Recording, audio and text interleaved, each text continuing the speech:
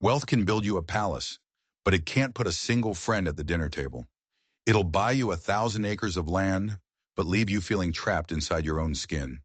Elela Nena. Hartwell knew this better than anyone. She stood at her kitchen window, a ghost in her own home, staring out at the ranch that was supposed to be her dream. The sun was just coming up over Montana, painting the sky in colors you only see on postcards. It cast long, sharp shadows from the white fence posts of Meadowbrook Ranch, making them look like a row of silent, judging soldiers. She was 42 years old, a widow, and the sole owner of an $8 million empire built on cattle, oil, and the sweat of a man she no longer understood. 3 months. That's how long it had been since her husband Charles had died. A tragic riding accident, they called it. A prize stallion, a hidden gopher hole, a broken neck. Quick, clean, and devastating. The lawyers had descended like vultures, picking at the details but assuring her of one thing. She was set for life.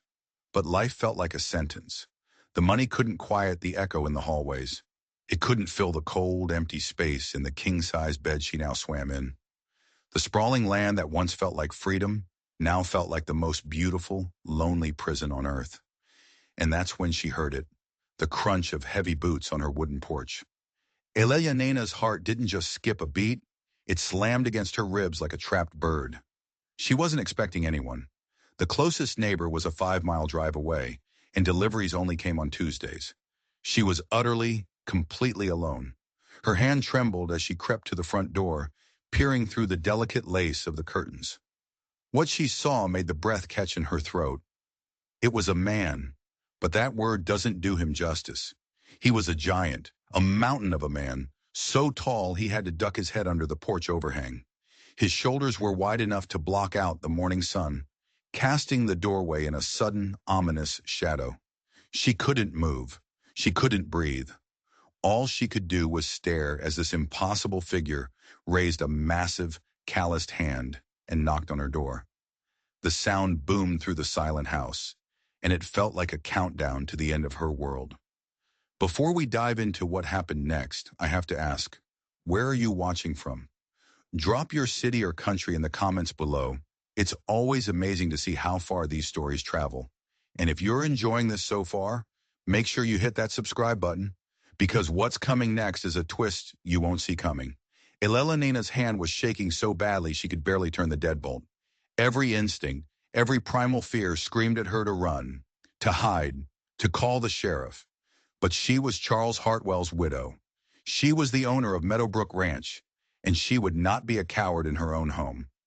She pulled the heavy oak door inward, just a crack at first, and found herself staring up into the face of the largest man she'd ever seen outside of a wrestling ring. He had to be 6'8", maybe 6'9", built of solid granite and weathered leather. His face was a roadmap of hard living, carved by sun and wind. His clothes, a faded denim shirt and jeans that had seen more work than rest, were clean but frayed. His boots were scuffed, his hat was crumpled in his hands. But it was his eyes that held her captive. They were green, a startling, intense green, and they were filled with a raw, desperate fire that scared her more than his size. He took off his hat, revealing a thick mane of unruly brown hair, and his voice, when it came, was a low rumble that seemed to vibrate in her chest. "Ma'am," he said, the words simple, direct. "My name's Jake Sullivan. I heard about your husband's passing, and I need work." Her first thought was to slam the door, to lock it, bolt it, and push the heaviest piece of furniture in front of it. This man wasn't just intimidating. He was a walking personification of every warning a woman alone is ever given. But she didn't. Something in his voice, a fracture of vulnerability beneath a mountain of muscle, gave her pause. "I'm sorry," she said, her voice tight, her hand gripping the door like a lifeline. "But I'm not hiring. In fact, I'm thinking of selling the ranch." The words were a lie, a shield to make him go away. But the effect they had on him was immediate and shocking. The fire in his eyes flickered, and for a split second, this giant of a man looked like a lost boy. His whole body seemed to sag, the hope draining out of him like air from a tire. "Please, Mrs. Hartwell," he said, his voice cracking just a little. "I've been out of work for 2 months. Lost my job over at the Henderson place when they sold off their herd. I've got nowhere else to go. He took a half step forward, and she instinctively stepped back. I can do anything, he rushed on, sensing her fear, his words tumbling out now. I can fix fences, work cattle, rebuild a diesel engine from scratch. I'm strong. I'm reliable. I don't drink. I don't cause trouble. I just need a chance. Elena studied his face, this time seeing past the intimidating size. She saw the desperation he was failing to hide, the tight clench of his jaw, the way his knuckles were white as he crushed the brim of his hat. His hands, she noticed, were trembling slightly. This wasn't just a man looking for a job. This was a man at the end of his rope. Where have you been staying? She asked, the question slipping out before she could stop it. A dark flush crept up his neck. Been sleeping in my truck mostly, he admitted, his gaze dropping to the floorboards of her porch. Sometimes the shelter in Billings when the nights get too cold. The confession landed between them with a thud. Plain, unvarnished, and brutal. Here was a man whose physical power could run an entire ranch, reduced to sleeping in a vehicle. A wave of sympathy washed over her, unwelcome and complicated. It warred with the fear, with the voice of reason telling her to send him away. I'm sorry, Mr. Sullivan, but I really can't, she said, her resolve hardening. Please, he said again. And then he did something that shattered her reality. This mountain of a man, Jake Sullivan, dropped to one knee on her porch. The gesture was so sudden, so medieval, so utterly out of place in the modern world that Elena could only stare, her mind struggling to process what she was seeing. A knight kneeling before his queen, a sinner begging for absolution. I'm begging you, ma'am, he said, his head bowed. Give me 1 week, just 1 week. I'll work for half wages. Hell, I'll work for just room and board. Let me prove myself. If you're not satisfied after 7 days, I'll be gone without a word. Her heart was hammering against her ribs. The sight of this powerful man humbling himself so completely was profoundly unsettling. It was a raw, naked display of desperation that felt almost indecent. She glanced around nervously, praying none of her distant neighbors had chosen this exact moment to drive by with a pair of binoculars. Get up, she said, her voice a strained whisper. Please, just get up. He rose slowly, his face burning with shame. I'm sorry, ma'am. I didn't mean to. I just don't know what else to do. Elena closed her eyes, a silent war raging within her. Every logical part of her brain was flashing red alerts. Stranger, danger, alone. But the other part of her, the part that knew the bitter taste of loneliness, the part that understood the crushing weight of desperation, couldn't turn him away. He wasn't just a stranger, he was a mirror, reflecting a different kind of desperation than her own. But desperation all the same. She took a deep breath, the scent of pine and dust filling her lungs. There's a bunkhouse, she said, the words feeling like they were being pulled from her. Out past the barn. It hasn't been used in a couple of years, so it'll need a good cleaning. His head snapped up, his green eyes wide with disbelief. If you want to stay there for a few days while you look for other work, she continued, the words tumbling out before she could change her mind, I suppose that would be acceptable. The relief that washed over his face was so pure, so absolute, it was like watching the sun break through a storm cloud. It transformed his harsh features, making him look younger, less intimidating. Thank you, ma'am, he breathed, his voice thick with emotion. Thank you. I swear on my life you will not regret this. But as Elena closed the door and watched through the curtains as Jake Sullivan walked toward the old bunkhouse, his broad shoulders squared with a newfound purpose. A cold knot of dread tightened in her stomach. She had a terrible, sinking feeling that she already did. Over the next week, Jake Sullivan was a whirlwind of relentless energy. He didn't just work, he attacked it. He moved with a purpose that bordered on manic, as if he believed that sheer physical exhaustion could somehow outrun the ghost chasing him. He started with the fences. 3 sections of post and rail had been smashed by a windstorm a month prior. Elena had been getting quotes to have a crew come out, quotes that ran into the thousands. Jake tackled it with nothing but a post-hole digger, a tamping bar, and the raw power of his own body. She watched from the kitchen window as he tore out the shattered posts, dug new holes in the rocky soil, and set the heavy timber beams with an ease that was almost frightening. He worked from sunup to sundown, his muscles straining against his shirt, sweat soaking through the fabric. By day 3, the fences were not just repaired, they were stronger than they'd ever been. Next, he moved on to the barn, a place Elelanina had been avoiding for months. It was filled with Charles's old projects, half-finished and gathering dust, each one a painful reminder of a life cut short. Jake cleaned it out, organizing tools, stacking lumber, and sweeping away the cobwebs of memory. He didn't ask, he just did it. Then he fixed the stubborn water pump that 3 different plumbers had failed to diagnose, coaxing the old machine back to life with a patience that seemed at odds with his immense strength. His presence on the ranch was a strange mix of comfort and chaos. The property felt safer, more alive, with him there. The constant hum of his labor was a welcome distraction from the oppressive silence. But it also brought an uncomfortable awareness, a current of energy that Elelanena hadn't anticipated. She found herself watching him, more than she should.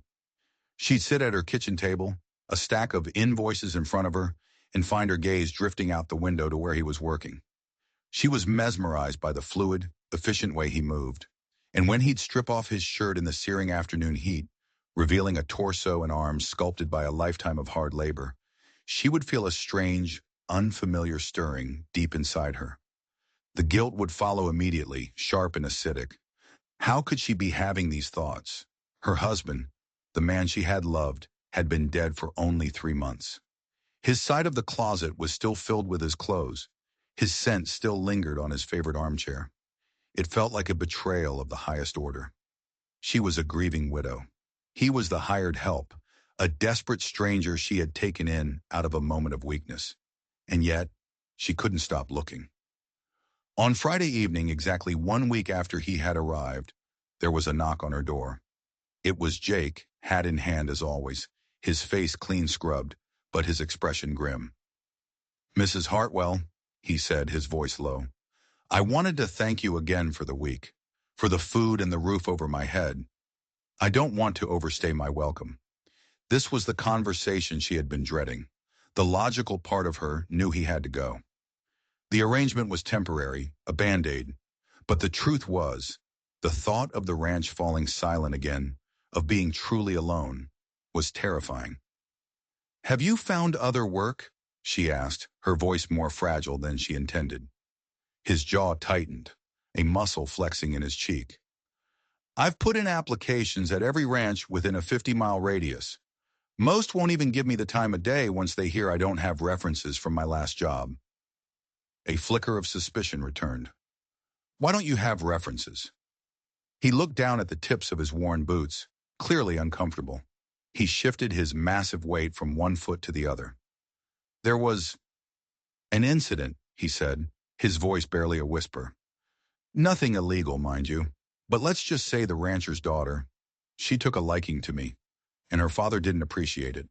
Elelanena felt a hot, sharp pang of something she couldn't immediately name. It felt ugly, possessive.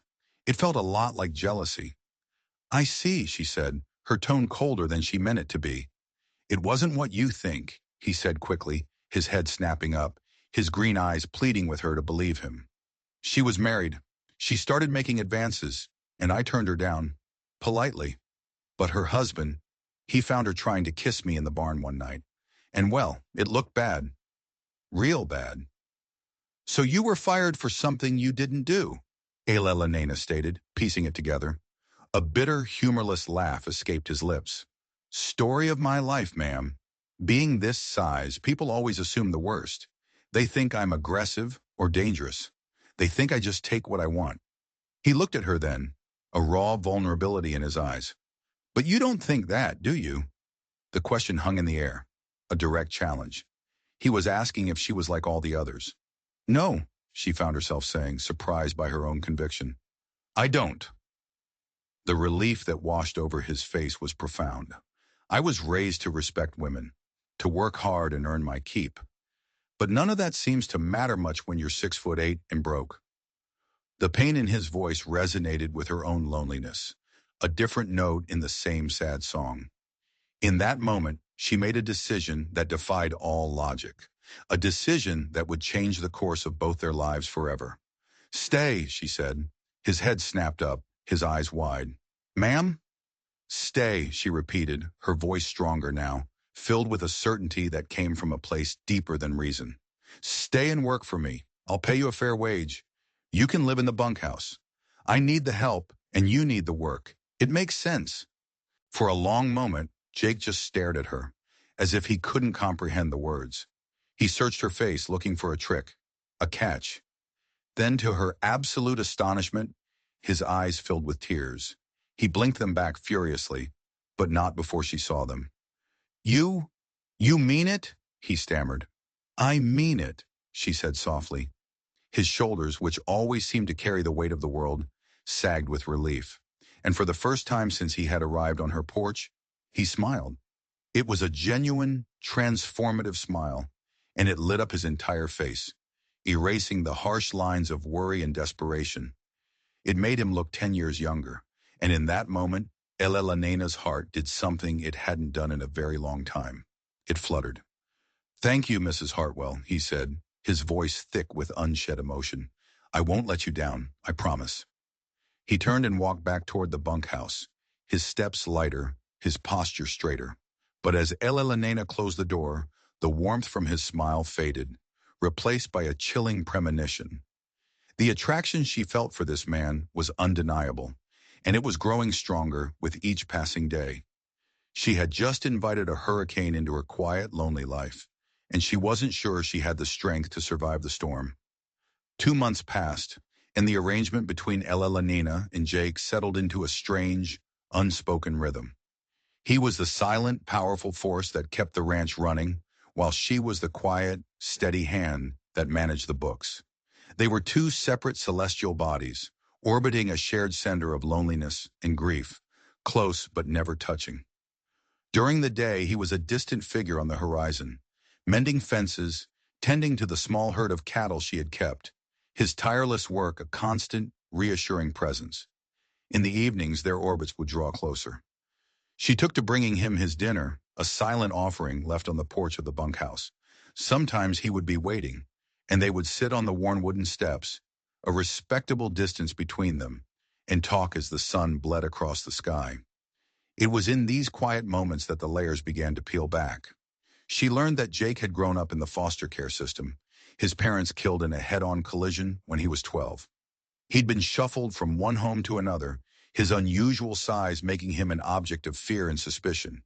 He was always the outsider, the temporary fixture, never staying anywhere long enough to feel like he belonged. "I always dreamed of having a place of my own," he told her one evening, his voice a low rumble against the chirp of the crickets. He was staring out at the vast expanse of Meadowbrook, his gaze filled with a yearning so profound it was almost tangible. "Somewhere I could put down roots. Maybe even have a family." "Why haven't you?" Elena asked softly, tracing a pattern on the dusty step with her finger. A bitter laugh escaped him. "Hard to start a family when you can't keep a job for more than a year. Women, they want security, stability. They don't want a man who's one bad break away from sleeping in his truck." The words were a casual indictment of his own life, but they landed like a punch to Elena's gut. She felt a surge of something protective, something fierce. "The right woman would see past that," she said, her voice firm. "Would she?" he asked, turning his head to look at her. The full force of his intense green eyes hit her, and the air suddenly felt thin, charged with electricity. "Would you?" The question hung between them, a live wire crackling in the twilight. It was more than a question. It was a confession, a challenge, a plea. It was everything they hadn't been saying for 2 months, all wrapped up in two simple words. Elena's heart hammered against her ribs. She shot to her feet, her cheeks burning. The sudden movement felt jarring, violent in the stillness of the evening. "I should go," she stammered, not looking at him. "It's getting late. Early morning tomorrow. She practically fled back to the main house, the screen door slamming shut behind her with a sound that echoed the slamming of a door in her heart. But she could feel his eyes on her back the entire way. The weight of his gaze, of that unanswered question, followed her into the big empty house and into her cold, lonely bed. The breaking point, the moment the fragile truce between them shattered, came on a rainy Thursday in October. A cold, miserable storm had blown in from the north, turning the ranch into a sea of mud and misery. Elena had been in Billings for a meeting with her lawyer, finalizing the sale of some of Charles's more complicated business assets. She returned late in the afternoon to a house that felt colder and emptier than usual. A strange sense of unease settled over her as she hung up her damp coat. She called out his name, a tentative, "Jake?" But the only answer was the drumming of the rain against the roof. She found him in her kitchen. He was standing by the sink, soaking wet, his clothes plastered to his massive frame. Water dripped from his hair onto the pristine tile floor. He was shivering, his whole body trembling, with a violent chill that seemed to shake the very room. "Jake, what happened?" she cried, rushing forward, grabbing a dish towel to press into his hands. "The roof," he said, his teeth chattering so hard he could barely form the words. "The roof in the bunkhouse. It's leaking. Bad. Been trying to patch it, but the rain's, it's coming down too hard." She looked at him then, truly looked at him. This giant, this powerhouse of a man, reduced to a shivering, miserable figure in her warm kitchen. And her heart didn't just clench, it broke.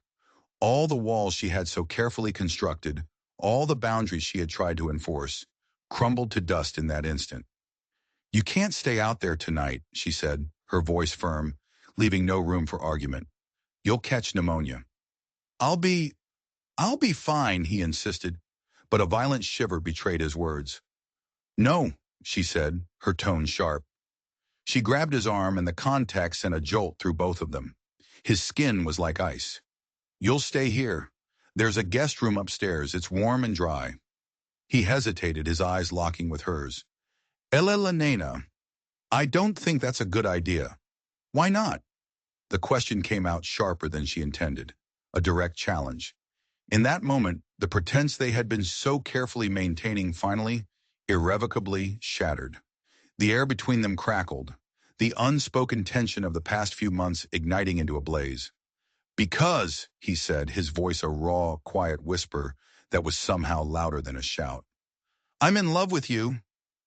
The three words hit her with the force of a physical blow. She stumbled back, her hand flying to her mouth. She had known, of course she had known. She had seen it in his eyes, felt it in the charged silence between them.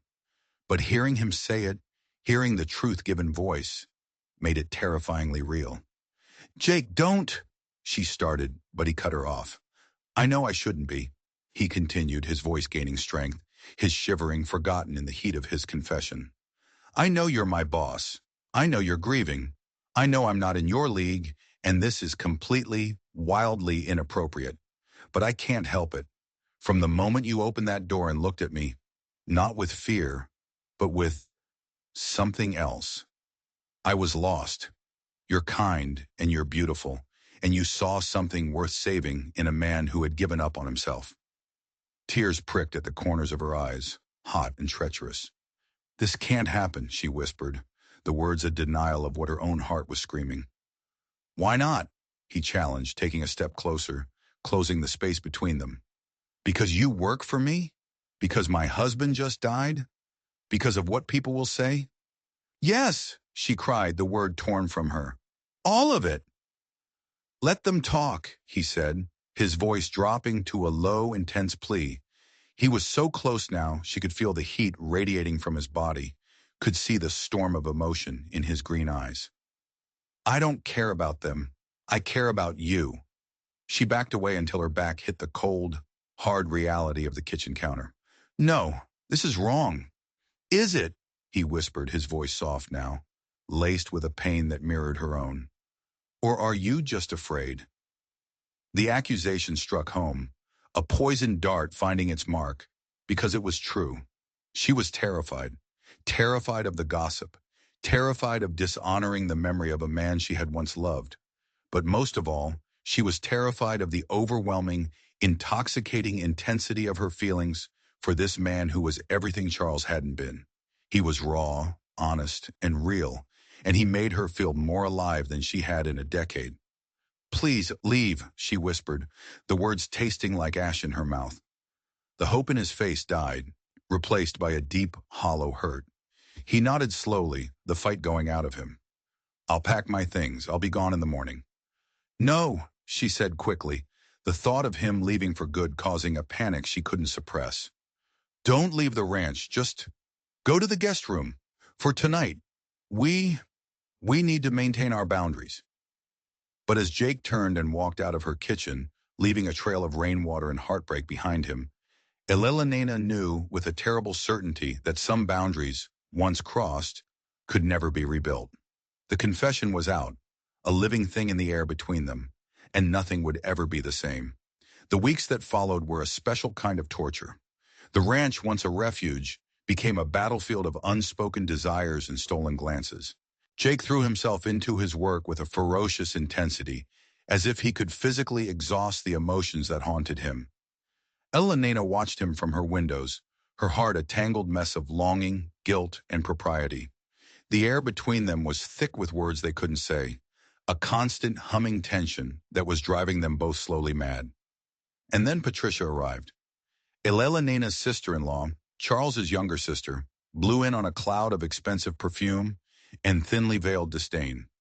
Patricia had never approved of Elena, had always carried the quiet suspicion that she was a gold digger who had trapped her wealthy brother. Charles's death had done nothing to soften her. She arrived unannounced, her silver Mercedes crunching up the gravel driveway, her eyes immediately starting to catalog and judge. "Who?" she asked, her voice dripping with condescension as she watched Jake effortlessly lift a heavy fence post. "Is that?" "That's Jake," Elena said, her voice carefully neutral. "My new ranch hand." "He's enormous," Patricia said, a flicker of distaste in her eyes. "Where on earth did you find him?" "He needed work. I needed help." Patricia's perfectly plucked eyebrows arched in suspicion. "How well do you know him, Elena? Have you done a background check? A man that size? He could be dangerous." A protective fire flared in Elena's chest. "He's not dangerous. He's a good man." "Is he?" Patricia's voice turned sly, a cat toying with a mouse. "Because I've been asking around in town. You know how people talk, and they're saying things." "What things?" Elena asked, her blood running cold. "They're saying the grieving widow isn't grieving so much anymore. They're saying you're having an affair with your hired help." The words hit her like a slap. Her cheeks burned with a mixture of shame and fury. "That's ridiculous. It's a lie." "Is it?" Patricia pressed, her eyes glittering with malice. "You're a wealthy woman all alone out here on this massive ranch with a man who looks like he could snap you in two. What are people supposed to think?" "It's a scandal, Elena. You're making a mockery of Charles's memory." The cruel words found their mark. Elena had been so consumed by her own internal turmoil that she hadn't truly considered the optics, the way her situation must look to the outside world. "I think you should fire him," Patricia said, her voice dropping to a conspiratorial whisper. "Immediately, before this gets any more out of hand and you damage the family name for good." That evening, Elena found herself standing outside the bunkhouse, the cold Montana air doing nothing to cool the turmoil in her soul. Patricia's venomous words echoed in her head, a mockery of Charles's memory. Was that what she was doing? Jake answered on the first knock, his face lighting up with a hopeful smile when he saw her, a smile that twisted the knife in her gut. "Elena," he said, his use of her first name a familiar intimacy that now felt like a crime. He caught himself, his smile fading. "Mrs. Hartwell, what can I do for you?" "We need to talk," she said, her voice flat. He stepped aside and she entered the small, sparse room. It was impeccably neat, a single bed, a small table with a few worn paperbacks, his folded clothes in a corner. This was the entire world of a man who owned nothing, but was grateful for everything. It made what she had to do feel even more monstrous. People are talking, she began, unable to look him in the eye. His face hardened. He knew exactly what she meant. About us. About the impropriety of the situation, she said, the word tasting like poison. A widow and her hired hand. Let them talk, he said, his voice a low growl of defiance. I can't, she cried, the words tearing out of her, raw and broken. I have a reputation to maintain. I have my husband's memory to protect. The silence that followed was heavy, suffocating. When he finally spoke, his voice was strained, devoid of all emotion. Are you firing me?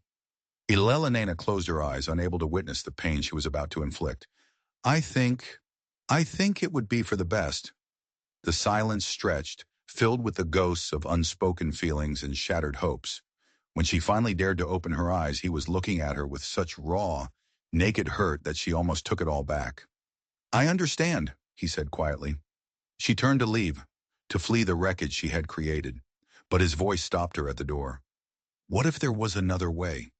She turned back, confused, a flicker of desperate hope igniting within her. What do you mean? Jake took a deep, shuddering breath. And then, for the second time in their short, tumultuous history, he dropped to one knee. But this time was different. It wasn't the desperate plea of a homeless man. It was the last desperate gamble of a man in love. Marry me, he said.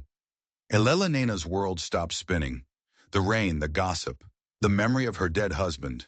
It all faded away, leaving only the sight of this incredible man, kneeling on the rough floorboards of a dusty bunkhouse. What? She whispered, certain she had misheard. I know how it sounds, he said, the words rushing out of him now, a torrent of emotion. I know it's crazy. I know I'm not good enough for you, that I have nothing to offer you but my own two hands. But I love you, Elena. I love you more than I have ever loved anything or anyone in my entire life. And I think you might love me too. Her knees felt weak. She gripped the doorframe for support. Jake, I can't. Please, he begged, and his voice broke, shattering her heart into a million pieces. Please don't send me away. Marrying me, it would solve everything. It would silence the gossip. It would make it respectable. I could stay here, work the ranch, protect you. I can make you happy. I swear I can.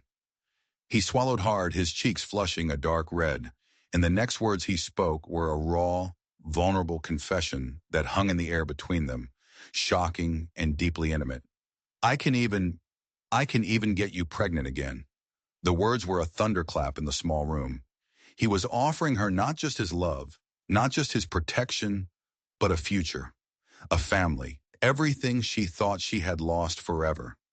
She stared at this giant of a man, kneeling before her, offering her his entire world, his entire soul. And in that moment of beautiful, insane, desperate honesty, her own world tilted on its axis. Get up, she whispered. Not until you answer me, he said, his green eyes bright with unshed tears. This is insane, she breathed. Is it? He countered, his gaze unwavering. Or is it the most honest thing that either of us has ever considered? She looked at him, really looked at him, and saw past the desperate ranch hand, past the intimidating size. She saw a man who had been knocked down by life again and again and again, and had always somehow found the strength to get back up. A man judged his whole life by his appearance, but who had never let it poison his heart.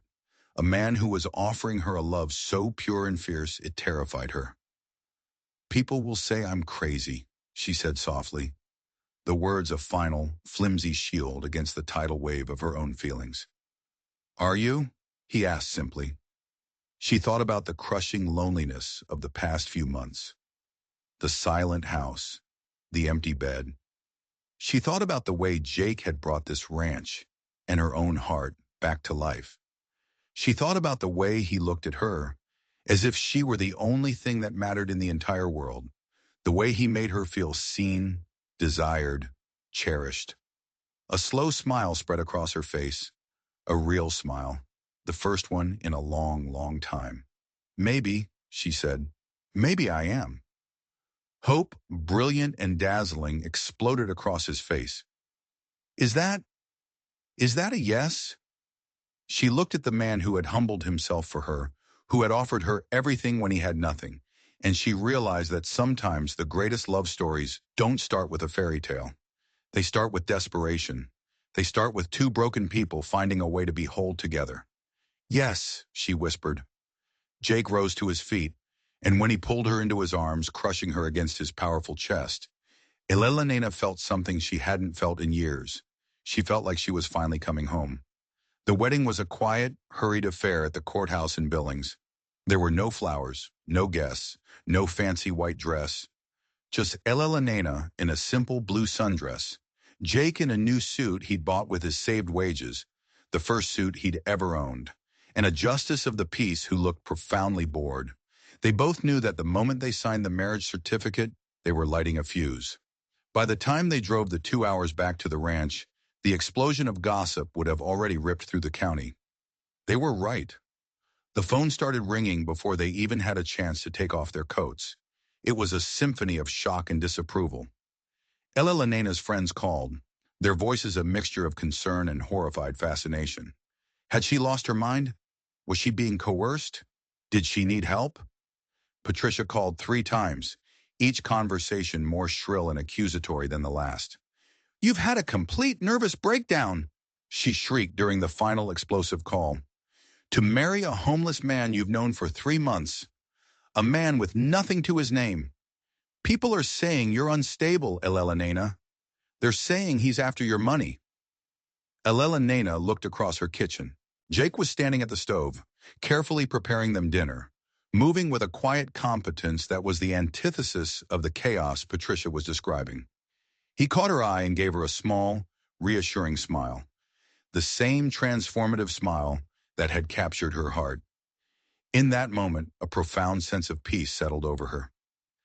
"Let them say what they want, Patricia," Elena said, her voice calm and steady. "I'm happy." And then she hung up the phone, and she was happy. As the weeks turned into a month, and the furious swirl of gossip slowly died down into a dull murmur, Elena discovered a liberating truth. She genuinely didn't care what other people thought. For the first time in her life, she was living for herself, not for appearances, not for the expectations of others, and certainly not for the approval of her deceased husband's family.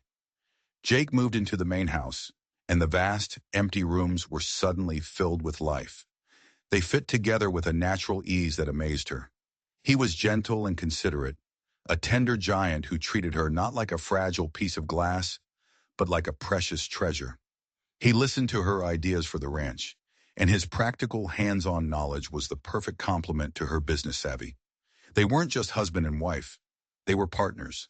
The physical part of their relationship was a revelation. His size, which had once been a source of intimidation, became a source of comfort and security. In his arms, she felt completely safe, completely cherished. He worshipped her body with a reverence that left her breathless. And Elena, the proper, reserved widow, found herself responding with a fierce, untamed passion she never knew she possessed. She was alive again. 3 months after their wedding, Elena realized her period was late. With a trembling hand, she took a pregnancy test, her heart pounding a frantic rhythm against her ribs as she waited for the result. 2 pink lines. She stared at the little plastic stick in disbelief, tears streaming down her face. Jake found her sitting on the floor of the bathroom, a strange mix of sobbing and laughing. "Ellie, what's wrong?" he asked, his face a mask of immediate concern as he knelt in front of her. She couldn't speak. She just held up the test. He stared at it, his brow furrowed in confusion. And then his eyes widened as comprehension dawned. He looked from the test to her face, then back to the test. A series of emotions played across his features. Shock, disbelief, joy, and then a look of pure, unadulterated elation that stole her breath away. "Really?" he whispered, his voice thick with awe. She nodded, tears of happiness now flowing freely. "Really?" Jake dropped to his knees again. But this time, it wasn't in desperation or proposal. This time, he gently pressed his face against her still flat stomach, his large hands resting on her hips with incredible tenderness. She felt his shoulders shake with silent, grateful sobs. "Thank you," she heard him whisper against her skin. Elena ran her fingers through his thick brown hair, her heart overflowing with a love so immense it felt like it might burst. The desperate man who had knelt on her porch 6 months ago was now her husband, her partner, the father of her child. The pregnancy announcement was a tactical strike that silenced even the most vicious critics. Whatever people thought of their whirlwind marriage, the undeniable fact of a baby on the way cemented their union in a way nothing else could. Even Patricia, faced with the impending reality of a nephew or niece, grudgingly called with a clipped, but not entirely hostile, "Congratulations." As Elena's belly grew, so did their shared happiness. Jake was a doting, protective presence, treating her pregnancy as the precious miracle it was. He'd spend hours talking to her growing stomach, his deep voice a soothing rumble, his large, calloused hand resting gently on the swell of new life. "I never thought I'd have this," he told her one evening as they sat on the porch, watching another spectacular Montana sunset. "Have what?" she asked, leaning her head against his solid shoulder. "This," he said, his voice filled with wonder. "A family, a home, someone who loves me." Elena felt a tear slip down her cheek. "I never thought I'd have this either." He turned to look at her, confused. "What? Another baby?" "No," she said softly, meeting his gaze. "A love story." He smiled, and in the warm glow of the setting sun, she saw their future reflected in his beautiful green eyes. It wasn't the life she had planned with Charles, a life of quiet wealth and respectable distance. This was something wilder, more passionate, more real. It was the life she was meant to live. "I love you," he said, the words no longer desperate or pleading, but a statement of fact, as solid and enduring as the mountains on the horizon. "I love you too," she replied, and she meant it with every fiber of her being. Just then the baby kicked, a strong, definitive thump against her ribs. Jake's face lit up with a joy so pure it was dazzling. Elena smiled, placing her hand over his, knowing with absolute certainty that their real story was just beginning. The rich widow and the giant cowboy. The world could whisper and wonder all it wanted. They had dared to reach for happiness in the most unlikely of circumstances, and against all odds they had found it. They had found something worth more than all the oil and all the land in the world. They had found love, and that was more than enough. If this story reminded you that love can be found in the most unexpected of places, do me a favor and hit that like button. And don't forget to subscribe and turn on notifications because you never know when the next unforgettable story will drop. Until next time, stay safe out there.